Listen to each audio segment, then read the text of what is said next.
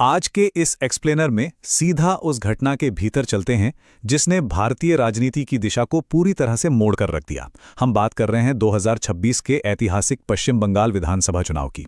सच कहा जाए तो ये कोई आम चुनाव नहीं था, ये एक बहुत बड़ा राजनीतिक भूकंप था। तो चलिए बिना किसी देरी के इस पूरे मामले को डिकोड करते हैं और गहराई से समझते हैं कि आखिर जमीन पर हुआ क्या था। अब जरा इस नंबर पर गौर कीजिए, 207। सुनने में शायद ये सिर्फ एक आंकड़ा लगे, लेकिन असल में ये क्षेत्रीय सत्ता में आए एक विशाल बदलाव का प्रतीक है। भारतीय जनता पार्टी ने 207 सीटें जीतकर जो इतिहास रचा वो पूरी तरह से अभूतपूर्व था। ये एक ऐसा शिफ्ट था जिसकी उम्मीद शायद ही किसी ने इतने बड़े पैमाने पर की थी। तो आज के इस एक्सप्लेनर का रोडमैप बिल्कुल क्लियर है। हम इस पूरी घटना को 5 हिस्सों में समझने वाले हैं। पहला, एक ऐतिहासिक राजनीतिक बदलाव। दूसरा, मुख्य चुनाव अभियान विवाद। तीसरा, मतदाता सूची विवाद। चौथा, रिकॉर्ड तोड़ मतदान। और अंत में पांचवां, अंतिम चुनाव परिणाम। चलिए पहले हिस्से से शुरुआत करते हैं, एक ऐतिहासिक राजनीतिक बदलाव। इस बदलाव के स्केल को समझना बहुत जरूरी है। इस चुनाव ने न सिर्फ तृणमूल कांग्रेस यानी एआईटीसी के 15 साल लंबे शासन पर विराम लगा दिया, बल्कि एक और बड़ा रिकॉर्ड बनाया। 1937 में राज्य में विधानसभा चुनाव शुरू होने के बाद से ये बिल्कुल पहली बार था जब किसी दक्षिणपंथी विचार वाली पार्टी ने बंगाल में जीत हासिल की हो। ये अपने आप में एक बहुत बड़ा वैचारिक शिफ्ट है।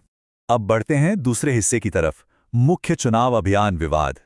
कैंपेन ट्रेल पर हवा में कई चीजें तैर रही थीं, लेकिन मुख्य रूप से लड़ाई कुछ गहरे सामाजिक आर्थिक मुद्दों पर लड़ी गई। स्कूल भर्ती घोटाले जैसे भ्रष्टाचार के आरोप, 2024 के आरजी कर मामले के बाद उठी महिला सुरक्षा की मांग, अर्थव्यवस्था और नौकरी भर्ती में हो रही देरी, और साथ ही 15 साल की एक मजबूत सत्ता विरोधी लहर। और इन सब के ऊपर था बंगाली अस्मिता या क्षेत्रीय पहचान का मुद्दा। इन्हीं मूलभूत बातों ने पूरे चुनाव का एजेंडा सेट किया। अब सिलीगुड़ी कॉरिडोर और बॉर्डर सिक्योरिटी की ही बात ले लीजिए। दोनों प्रमुख पार्टियों का नजरिया यहां बिल्कुल अलग था।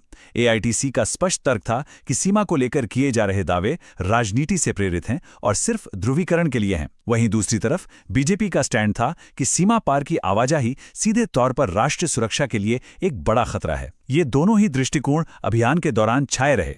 बिल्कुल यही कहानी नागरिकता संशोधन अधिनियम यानी सीएए के साथ भी थी।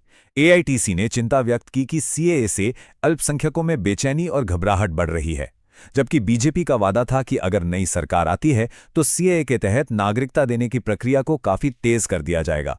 इस वादे का शरणार्थियों और खासतौर पर मतुआ समुदाय की राजनीति पर बहुत गहरा असर पड़ा। चलिए अब आते हैं तीसरे और शायद सबसे ज्यादा चर्चा में रहे हिस्से पर, मतदाता सूची विवाद। इस विवाद को डिकोड करने के लिए सबसे पहले एसआईआर यानी विशेष गहन संशोधन को समझना होगा। आसान भाषा में कहें तो एसआईआर चुनाव आयोग की देखरेख में हुई एक भारी भरकम समीक्षा थी।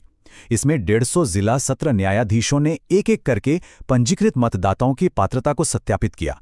ये पूरी वोटर लिस्ट को दुरुस्त करने का एक बड़ा अभियान था। और इसका नतीजा क्या निकला? 19,02,577। जी हां, एसआईआर प्रक्रिया के बाद 91 लाख से ज्यादा मतदाताओं के नाम लिस्ट से हटा दिए गए। इसका सीधा मतलब था कि कुल मतदाताओं की संख्या एक झटके में लगभग 12% कम होकर 68.2 मिलियन रह गई। यह आंकड़ा वाकई बहुत बड़ा है। अब अगर इन हटाए गए नामों को थोड़ा और करीब से देखें तो पता चलता है कि 6 मिलियन से अधिक लोगों को या तो अनुपस्थित या मृत की श्रेणी में डाल दिया गया। इसके अलावा 2.7 मिलियन मामलों की सुनवाई न्यायाधिकरणों में लंबित थी। इस पूरी प्रक्रिया का एक बहुत बड़ा प्रभाव कुछ खास जिलों में दलित हिंदुओं पर पड़ा, जिनमें विशेष रूप से मतुआ समुदाय शामिल था। जाहिर है इतने बड़े बदलाव पर तीखी राजनीतिक प्रतिक्रियाएं आनी ही थीं। एआईटीसी ने इस बात पर कड़ी आपत्ति जताई कि इस पूरी प्रक्रिया से असली और वास्तविक मतदाताओं के वोट देने का अधिकार छिनने का जोखिम पैदा हो गया है। इसके विपरीत बीजेपी ने एसआईआर का पुरजोर बचाव किया और इसे फर्जी प्रविष्टियों और अवैध प्रवासियों को सिस्टम से बाहर निकालने के लिए एक बेहद जरूरी कदम बताया। इसी के साथ आगे बढ़ते हैं हमारे चौथे हिस्से की तरफ, रिकॉर्ड तोड़ मतदान। इस नंबर पर गौर कीजिए, 92.93%, मतलब कुल 6 करोड़ 30 लाख से भी ज्यादा वोट पड़े। इस अभूतपूर्व मतदान ने 2011 के 84% वाले उस पुराने ऐतिहासिक रिकॉर्ड को पूरी तरह से ध्वस्त कर दिया, जो वामपंथियों के 34 साल के शासन के अंत के समय बना था। तो यहाँ एक बहुत ही दिलचस्प सवाल खड़ा होता है। आखिर ऐसा क्या हुआ कि अचानक से 93% पात्र मतदाता अपना वोट डालने के लिए बूथों पर उमड़ पड़े? इसके पीछे की वजह जानना बहुत जरूरी है। देखिए, इसके पीछे कोई एक कारण नहीं था। सबसे बड़ी बात थी बड़े पैमाने पर हुए SIR विलोपन के बाद लोगों में वोट करने की एक नई तत्परता। अंदर ही अंदर एक डर भी था कि कहीं वे अपनी नागरिकता या सरकारी सुविधाएं ना खो बैठें। इसके अलावा प्रवासी मजदूर भारी संख्या में वोट डालने अपने घर वापस लौटे। जमीन पर सत्ता विरोधी लहर का प्रभाव भी था और चुनाव आयोग का एक नया कदम भी काम आया। कोलकाता जैसे शहरों में बनी नई हाई राइज इमारतों के अंदर ही सुरक्षित बूथ बना दिए गए, जिससे शहरी मतदान में भारी उछाल आया। और अब आते हैं हमारे 5वें और आखिरी हिस्से पर, अंतिम चुनाव परिणाम। चलिए देखते हैं कि इन सब का रिजल्ट क्या रहा।